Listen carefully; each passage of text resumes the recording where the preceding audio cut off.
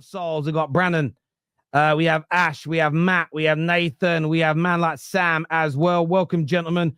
Commiserations on the defeat. We're going to go to Sam in a minute. Congratulations being top of the league, though, Real Madrid. Not bad for a team that you wanted sold and sacked a few weeks ago. Well done on being top of the league. You are shameless. You're shameless. You wanted your whole team sacked. Gunner Souls, what went wrong today, brother? What went right is the real question. I don't think anything went right. I think, obviously, from the get-go, I mean, people can have their arguments about the lineup and whether that was the good choice in terms of the midfield. We've seen it before, and we've seen how pragmatic it is. There's no real creativity in someone finding a killer pass and someone that's able to open up their defence. You know, Brighton are a team that can concede a lot of opportunities to their oppositions. I mean, they've not won in the last 7 or 8 games. That's the kind of time where you've got to pounce, especially as a title challenger or someone who's going to go on to win the title. You know, we needed to show a lot more. People that are going to complain about the penalty, whether it's a penalty or not, we needed to get a second goal regardless. So that doesn't really change the outcome or the outlook of how we look at this game, because 1-0 against a team like Brighton is still not good enough. I'm not saying at the end result, but being 1-0 is in a comfortable position against a team that can actually go and put the ball away. They've got a lot of talent. You know, they're one of the most talented teams in the league, and a lot of people are looking to get their players like Carlos, Baleba, for example. You've got Matoma who could come off the bench. João Pedro can get a goal out of nothing. You know, their defenders are tall and strong as well. So set pieces aren't going to be a problem for them to get a goal. And it went wrong from the get-go. I mean, Ethan Nwaneri coming off at half-time, and he's been our biggest spark. Trossard, useless as always. I mean, I don't care if the boom's getting teased. The guy cannot start a game. I don't care what anyone says. He's never going to be a starter. He's off the bench. Otherwise, just turn your TVs off because we're losing that game. He's useless as a starter. Impact sub, I'm perfectly fine with. He can change a game and impact a game, but he's just not someone who can start off the game and actually give us enough of what we need. But then again, the other opportunity is picking your poison. Do you go for Martinelli? Do you go for Trossard? Should Ethan Nwaneri have been in that midfield to kind of just balance things out and have a bit more creativity and a like-for-like in some ways to an Odegaard, someone who can, open up defenses and someone who's got that bravery to be in midfield, rather than just having 3 big, tall, combative midfielders, just wasn't going to work. Yes, you've got runners. Yes, you've got Jorginho. And then you put Partey at right back, which you didn't have a choice to do. But the in-game management, again, is something that's concerning. And again, we failed to capitalize on opportunities like Brighton. Why didn't we capitalize? Fulham and Everton, when we drop points. The statement that I made that we can hunt them and we can actually chase them down isn't incorrect. It's just the fact this team doesn't have the balls to carry it out. And that's the reality of it. It's Bukayo Saka, Odegaard, Kai Havertz, who are the ones who are carrying this team. Without them, you can see the big, big drop-off in the performances that we're seeing. Saka's not there, Havertz hasn't been there, and the performance has been poor. Saliba and Gabriel are the only other 2 that can actually hold their heads up and say, do you know what, we try every single week. But as soon as certain things don't go right for Arteta, as soon as certain players aren't available to him, it's like he galaxy brains the hell out of everything. Sometimes football isn't rocket science. Just play the profiles that you have in the right positions, and you might actually see your football. You don't need to tweak it too much. You don't need to overdo it. You don't need to overthink it. You've got a system which has been very successful. Yes, we haven't won the trophies, but we are churning out results with. And you decide to go and change the profiles who fit that mold. It's just sometimes, you've got to look at the manager and go, do you know what? You got it wrong. And are you going to get it right? Are you going to prove to us that your in-game management can improve? And are we going to continuously ask the same questions year in, year out? Now, this isn't me saying Arteta out. This isn't me saying Arteta in. But I've always, my notion is it's over to the players and the managers to prove to us why they deserve another opportunity. The same way with Martinelli, the same way with Trossard. It's up to them to prove to us why they deserve to continue wearing the Arsenal shirt and why they should represent the club. It's not about me saying it. It's not about anyone in this. I hate the Arteta in and out conversation. It's over to them to show us, repay the faith, because we give Arteta and this team and this squad a lot of faith over the years. We've taken a lot of slack as fans, finishing eighth, bottling top 4, bottling the league again, and now bottling the league for the 3rd time. And we're taking that slack on as fans who support them week in, week out. We come on social media, we go to our friendship groups, go to the pubs, whatever, and back the team and put our faces on the line and our names on the line every single week as a fan base to be repaid in this way. I think they just need to gain our trust again, because at the moment, not a single one of their shirts should be safe. every single one of them should be up for the chopping block, and they need to prove it to us why they deserve another summer.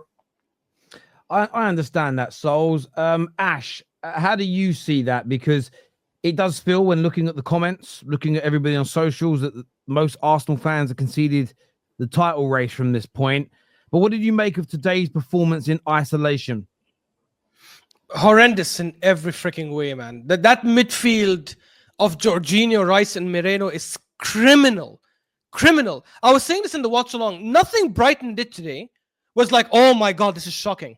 Oh my God, Brighton are actually playing a different style of football. Oh my God, Brighton are so damn good.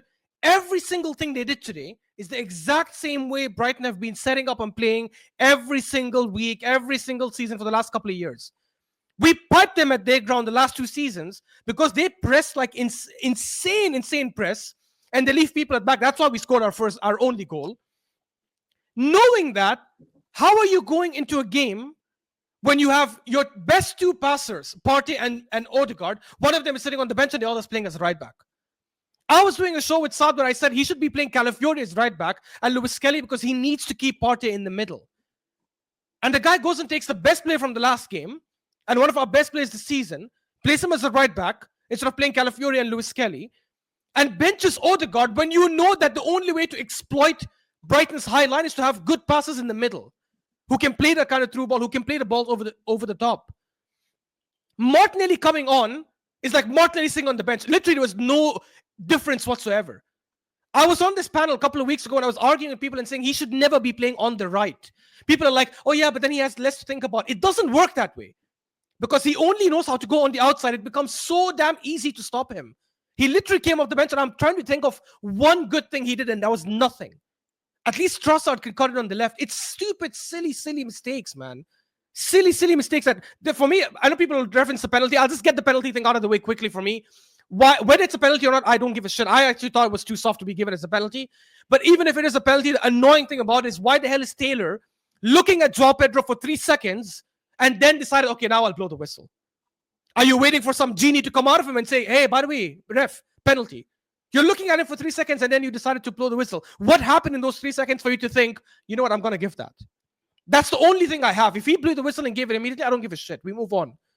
But penalty or not, we didn't deserve to win that game. So damn lethargic, so damn lackadaisical. And you know this is... Brighton didn't surprise us today. Nothing they did today made me think like, man, these guys were just too good for us.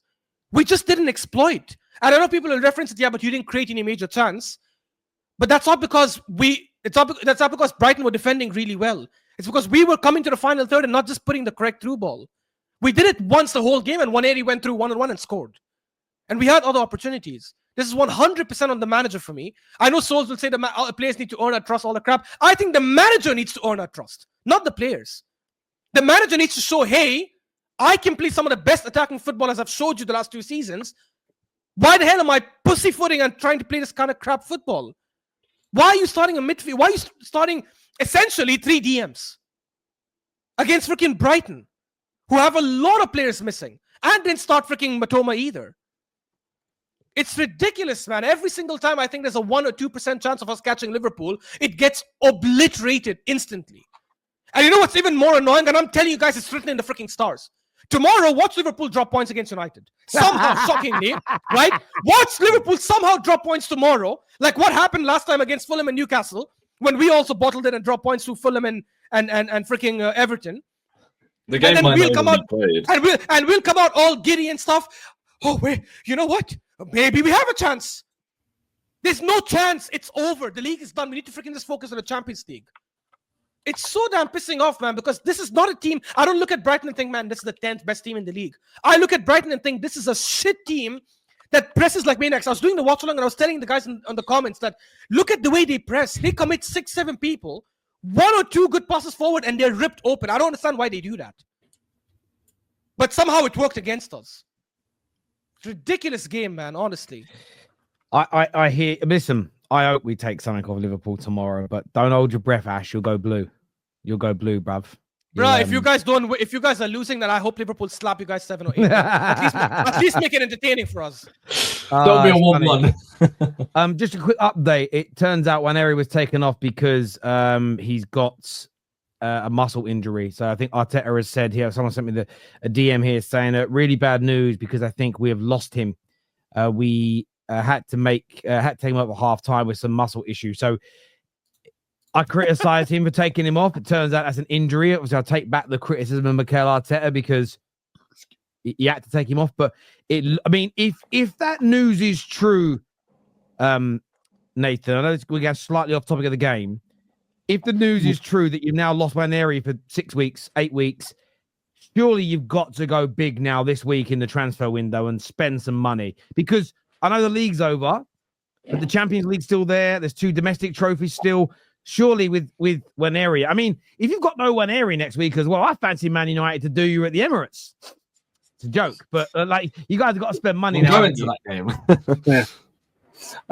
To be fair, I mean, yeah, we needed reinforcements before the injury. I mean, today's lineup for me was indicative of why I've kind of been surprised by those who believe that we can go out and win the title, because it just shows when there is a Saka missing or an Odegaard missing, there isn't a direct replacement to come in and be able to fill in like for like or offer us what those 2 players do. We have to kind of rearrange. We've got to change our whole semblance of play. So Ethan being out is just, again, it's just another gut blow in terms of it shows how thin our squad is. You know, we're relying on a 17-year-old who is essentially, this is his essential breakout season. We never had no idea of how he was going to do in the season, so to speak. He could have struggled, men's football, the adaptation from men's football from under 21s is completely different. And yeah, he's taken to it like a duck does water, but it's very frustrating. And for me, this game today, I know a lot of people have talked about the manager's lineup, but for me, it just shows why I never had no belief. Our front line is horrendous. It is the poorest from the top 6. It is, Brighton have more forward options or viable forward options in their front line than we do. I mean, Trossard offers nothing. Martinelli today came on the right wing, did nothing. I mean, I was one of the people who said I was intrigued to see could Martinelli potentially do something on the right hand side because he wasn't pulling up trees. And I feel like we've given a lot of these players enough rope to hang themselves with. And I feel like from the beginning of the season, I'd already made my mind up that we needed improvements in those positions. There was enough evidence had been seen in previous seasons to show that we're extremely short. And there was a few situations, just to touch on what Ash was saying. I don't think we played well today. And yeah, the performance wasn't great, but there was also times where we won the ball back in transition. We don't have players who have that threat in transition or that killer instinct to go and be direct. I remember specifically in the first half. Was it the first half? No, in the second. I think it was in the second half where we won the ball back, and then Jesus and Trossard end up dicking around with the ball. And it's in them situations where you look at the likes of, let's say, for instance, our closest rivals is Liverpool. They've got the likes of Diaz, Jota, Salah, who would take that ball and just attack the space. And we argue, is that a manager thing? I don't think Arteta is implementing the counter press to then tell the players, oh, when we get into their box, let's now turn around and pass back. No manager in world football is asking that of his players, right? So there is a lot we can criticize the manager about. I'm not disagreeing that the manager is completely blameless, but I also feel like the lack of quality in this squad is, especially in forward areas, is dire. And we even see it in the first half. Jesus making, like, I think it was a pass that I believe Thomas Partey made a pass to him, and he makes, he's clearly watching the line clearly, but still strays offside. It's little things like that you just see. Like, you have players of better quality, they'll make the difference. And all in all, today's game for me is it's frustrating because I don't think we played well. But I also don't feel like Brighton did anything other than when momentum swung and they got their goal via the penalty to kind of win the game. Either it was one of those kind of gritty games. And the word for it is